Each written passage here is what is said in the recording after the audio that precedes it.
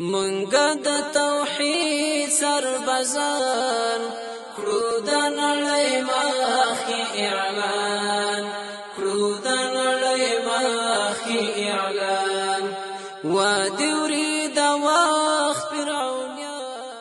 درنو اوریدونکو، ستاسو پام راوړو د الحاج مولوي محمد یاسین فهیم صاحب د خوش پیغمبر صلی الله علیه وسلم د سپېڅلو قومندانانو خپرونو ته. کړو د نړۍ مخکې اعلان کړو د نړۍ مخکې اعلان. بسم الله الرحمن الرحيم. الحمد لله رب العالمين حمد الشاكرين، الصلاة والسلام على سيد الأنبياء والمرسلين سيدنا ونبينا وشفيعنا ومولانا محمد وعلى آله وأصحابه الطيبين الطاهرين. قدرمنو اوریدونکو د ژوند د لارې د خپرونې مینوالو، السلام علیکم ورحمة الله وبرکاته. ستاسو روغتیا او خوشحالي د پاک رب نه غواړم په دې هیله چې د صحت او عافیت جامې په تن ولرئ او خوشحالي مو په برخه وي. دا دی زه محمد یاسین فهیم د ژوند د لارې د خپرونې په وړاندې کولو کې ستاسو په خدمت کې یم. زموږ د نن ورځې د خپرونې موضوع بیا هم د خوش پیغمبر خواږه قمندانان. حضرت سعد بن ابي وقاص رضی الله تعالی عنه کم جماعت چې په کوفه کې جوړ که، نو له جماعت سره نږدې بیت المال او خپل استوګنځای هم جوړ که چې هغه د قصر سعد په نوم باندې مشهور و. یو څو ورځې وروسته له بیت المال څخه غلا وشوه. سعد بن ابي وقاص رضی الله تعالی عنه د دې غلا راپور پلازمینې ته واستوه تر څو چې امیر المؤمنین عمر فاروق رضی الله تعالی عنه د دې جریان نه خبر کی. نو د دارالخلافت نه سعد بن ابي وقاص ته دا حکم راغی چې بیت المال دې د جماعت څنګ ته انتقال شي چې د لمونځ کوونکو په هر وخت له تګ راتګ څخه د بیت المال خزانه محفوظ او خوندي وي. تر دې چې له حکم سره سم د جماعت تر څنګ د بیت المال بنسټ کېښود، سعد بن ابي وقاص رضی الله تعالی عنه د بیت المال کارکوونکو او مزدورانو ته ښه تنخوا ورکوله او د هغو قدرداني یې کوله. کوفه په اصل کې یو پوځي پنډغاړی و چې هلته نږدې خوا و شا 100,000 روزل شوي عسکر او پوځیان اوسېدل. دوی ته بیلابیل معاشونه ټاکل شوي ول. د معاش د ویشلو دا طریقه وه چې په هر 10 عسکرو یو افسر ټاکل شوی و چې هغه ته به امراء العشار ویل. دوی ته هم تنخواګانې ورکول کېدې او ښه نظام، پوځي نظام حضرت سعد بن ابي وقاص رضی الله تعالی عنه په کوفه کې قایم کړی و. د هجرت په 12 کال ایرانیانو پر عراق د یوې لویې جګړې چمتووالی ونیوه او دا یې وغوښتل چې مسلمانان دې له فتح شوو هیوادونو بیرته ووځي. امیر المؤمنین عمر فاروق رضی الله تعالی عنه چې له دې پلانونو خبر شه، نو په ټولو پوځي مرکزونو کې اسلامي پوځ ته د تیارسۍ لپاره حکم ورکړ. کوفه چې تر ټولو لوی پوځي مرکز و، سعد بن ابي وقاص رضی الله تعالی عنه په پوره میړانه او هلو ځلو سره خپل پوځونه چمتو کړل او ښه په میړانه یې فتوحات لاسته راوړل. د هجرت په 23 کال امیر المؤمنین عمر فاروق رضی الله تعالی عنه د یو مجوسي غلام له لاسه په شهادت ورسید. د جنگ او شخړو په مراحلو کې خلکو د خلیفه د ټاکلو لور ته پاملرنه شوه، نو دوی د دې دندې او خلافت لپاره 6 تنه غوره کړل چې په دوی کې سعد بن ابي وقاص رضی الله تعالی عنه هم ګډون درلود. د حضرت عمر رضی الله تعالی عنه له تجهیز او تکفین څخه وروسته د مجلس د شورا غړو د عثمان غني رضی الله تعالی عنه پر سر د خلافت پګړۍ ور وتړله او دوی د 2یم ځل لپاره د عمر فاروق له وصیت سره سم سعد بن ابي وقاص رضی الله تعالی عنه د کوفې والي وټاکه. خو له مقررېدو 3 کاله وروسته د هجرت په 26 کال له حضرت عبدالله ابن مسعود رضی الله تعالی عنه سره چې د بیت المال مشر و، د څه اختلاف له امله له خپلې دندې ګوښه شو.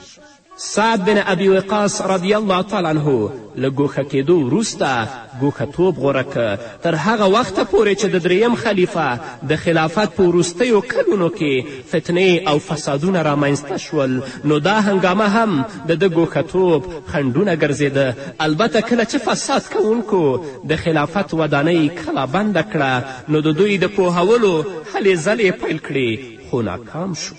د امیر المؤمنین حضرت عثمان رضی الله تعالی عنه له شهادت وروسته د خلافت واګي د امیر المؤمنین حضرت علی کرم الله وجهه پر غاړه شوې. نو حضرت علی رضی الله تعالی عنه ته یې د بیعت لپاره لاس ورکه، خو د ملکي چارو څخه د ګوښه کېدو سره سره په خپله خبره ټینګ و او د هر ډول دولتي چارو څخه یې لاس اخیستی و. خو کله چې حضرت علی کرم الله وجهه د حضرت طلحه او د حضرت زبیر رضی الله عنهما په مقابله کې د خپل پوځ سره یو ځای روان شه، نو خلکو سعد بن ابي وقاص رضی الله تعالی عنه ته هم د تګ او ګډون بلنه ورکړه. خو سعد بن ابي وقاص خپل عذر وړاندې که او وی ویل ما ته داسې توره وښایئ چې د مسلمان او د کافر ترمنځ فرق وکړي. دا جنګ خو د مسلمانانو ترمنځ دی، د کافر او د مسلمان ترمنځ خو نه دی. سعد بن ابي وقاص رضی الله تعالی عنه ته یوه ورځ خپل زوی عمر بن سعد رضی الله تعالی عنه چې په ځنګل کې اوښان څرول ویل ای پلاره، آیا تا ته دا ښه معلومیږي چې تاسې د په ځنګل کې اوښان څروئ او خلک د اولسمشري او حکومت لپاره خپل قسمتونه ازمایي؟ سعد بن ابي وقاص رضی الله تعالی عنه د خپل زوی په سینه باندې لاس راښکه او ورته ویې فرمیل غلی شه زویه، ما له محمد رسول الله صلی الله علیه وسلم څخه اوریدلی دي چې الله رب العزت بې پروا او مستغني ذات دی او پرهیزګار بنده خوښوي، نو د الله په طاعت کې ځان مشغوله که، دنیا او حکومت او ولسمشري پسې مه ګرځه.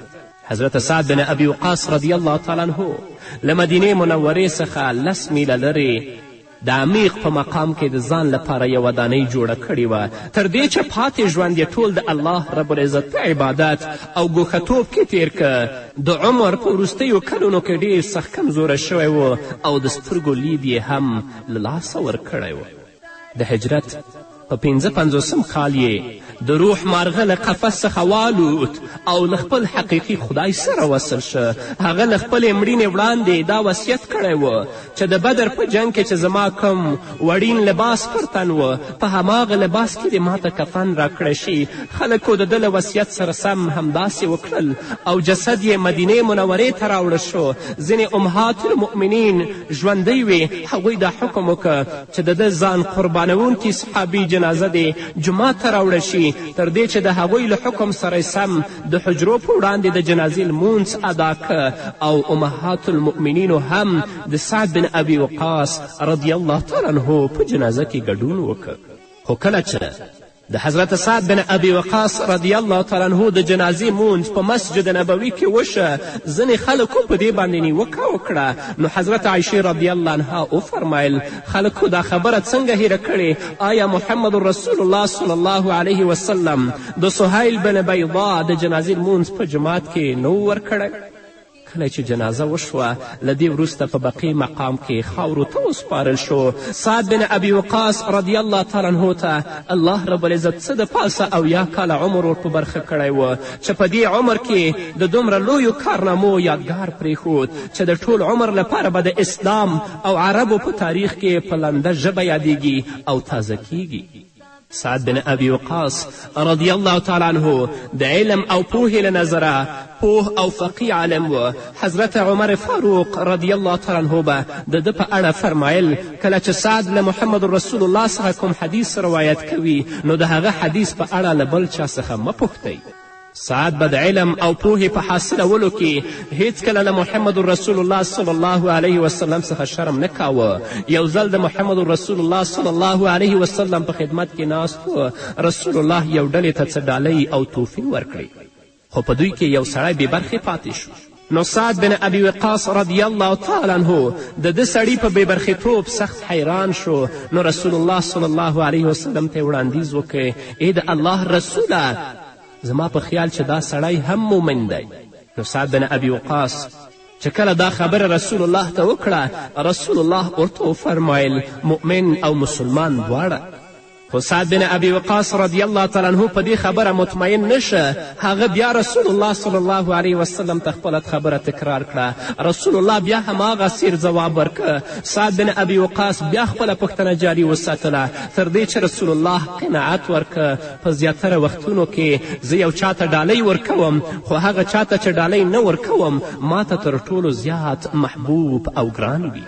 سعد ابن ابي وقاص رضی الله تعالی عنه به په عامه توګه د شپې په آخري برخه په نبوي جماعت کې د الله رب العزت عبادت کوه. طبیعت او مزاج د رهبانیت لور ته مایل شوی و او غوښتل چې د خپل د عمر آخري شیبې تل لپاره د الله رب العزت په عبادت او طاعت کې تیرې کړي.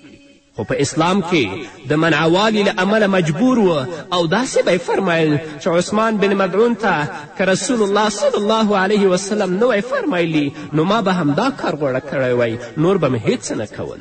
خو رسول الله صلی الله علیه وسلم دا فرمایلی دی چې تاسو به د خپل ټول ژوند په عبادت کې او په ذکر کې نه تیروئ. ستاسو نفس هم په ستاسو باندې حق لري، د ستاسو اهل و عیال هم په تاسو باندې حق لري او ستاسو ښځه هم په تاسو باندې حق لري.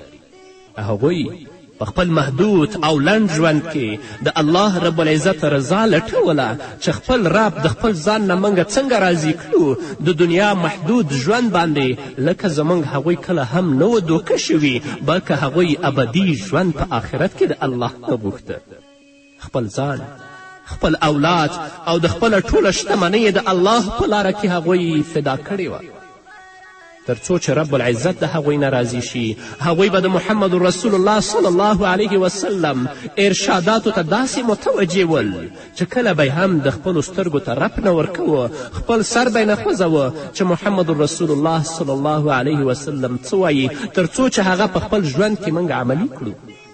ځکه هغوی په دې باندې پوه ول چې کامیابي د الله رب العزت په طاعت او عبادت کې ده، کامیابي د محمد رسول الله په متابعت کې ده، بله کامیابي په دنیا کې نشته. همدارنګه هغوی عزت د الله رب العزت په اوامرو کې موندلی و چې د الله اوامر په خپل ژوند کې عملي کړي، د رسول الله لارښوونې په خپل ژوند کې عملي کړي. نو ځکه هغوی تل لپاره د الله رضا په خپل محدود او لنډ ژوند کې لټوله. د الله رب العزت نه توفیق غواړم ځان لپاره، تاسو لپاره، چې موږ ته هم د داسې اعمالو توفیق راکړي چې په هغه باندې الله رب العزت د هغه ابدي او ښایسته ژوند او عزت نه محروم نه کړي. په دې هکله به نور هم واورو قدرمن اورېدونکو خو د یوې دمې نه وروسته. مونږه د خلیل په مسیر بیا یو د توحید قافلې تیغ د الا الله مو په لاس وجنو پری د شیر تور شپی تور د بغاوت پتندی زړه باندې د واخ ما کردی اوړي باپور د نمرود دا د وحدانیت سپین کاروان دا د وحدانیت سپین کاروان اوړي باپور د نمرود دا د وحدانیت سپین کاروان دا د وحدانیت سپین کاروان مونږه د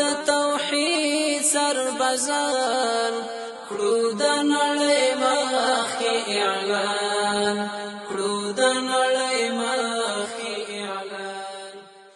قدرمنو اوریدونکو بیا هم زموږ سلامونه او نیکې هیلې ومنئ په دې هیله چې تر دې دمه تاسو زموږ ملتیا کړې وي. د حضرت سعد بن ابي وقاص رضی الله تعالی عنه له رسول الله صلی الله علیه وسلم سره د محبت او له قربانی څخه یې دا اندازه لګیږي چې سعد به د سفر په حالاتو کې په خپله مینه او شوق د محمد رسول الله صلی الله علیه وسلم له خیمې څخه غیر چاپیره پیره او ګزمه کوله. یو ځل محمد رسول الله صلی الله علیه وسلم له یوې غذا څخه تشریف راوړه.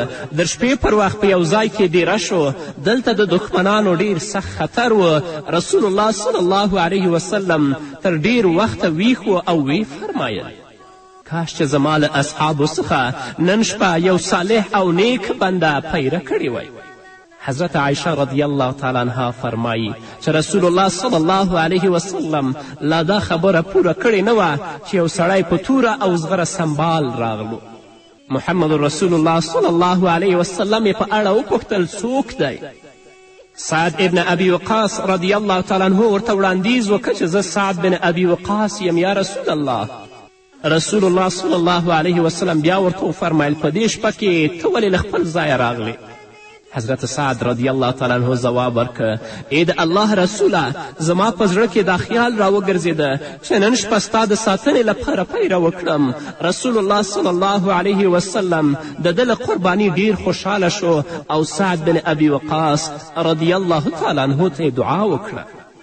عتبه بن ابي وقاص چې د سعد بن ابي وقاص حقیقي ورور و، هغه د کفر په حالت کې د محمد رسول الله صلی الله علیه وسلم مبارک مخ زخمی کړی و.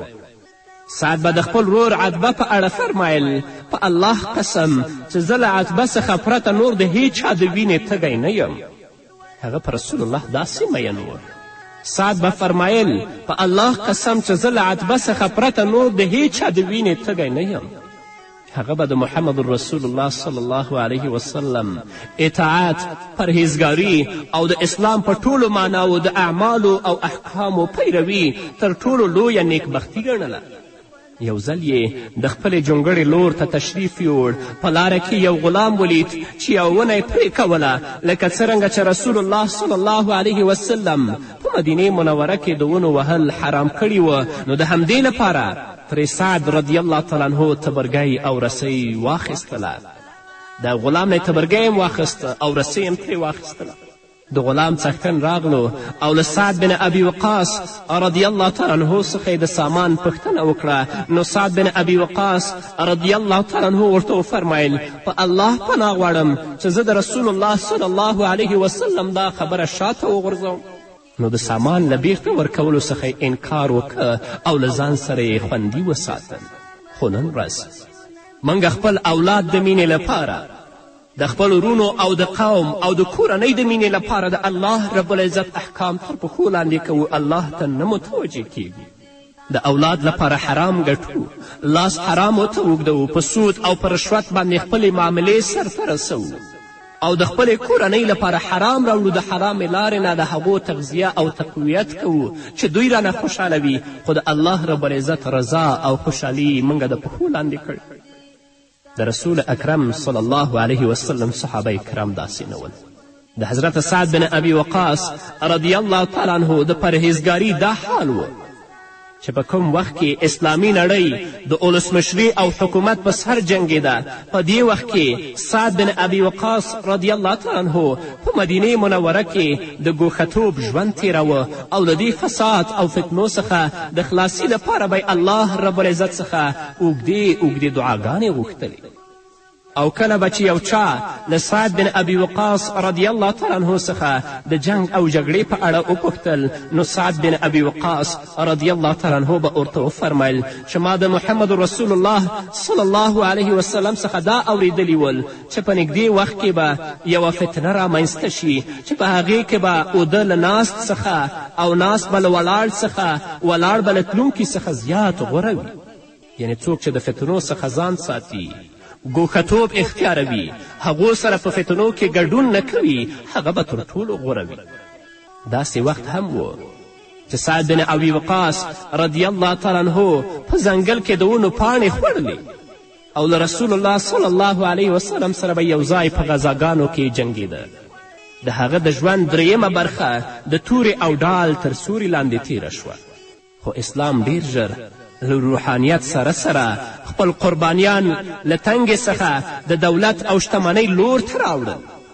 دوی ته د خیبر ډېرې ځمکې لاسته ورغلې، د ایران د غنیمت مالونه یې لاسته ورغلل او داسې نورې ګټې چې الله رب العزت حق پالونکو غازیانو او مجاهدینو ته ورکړي.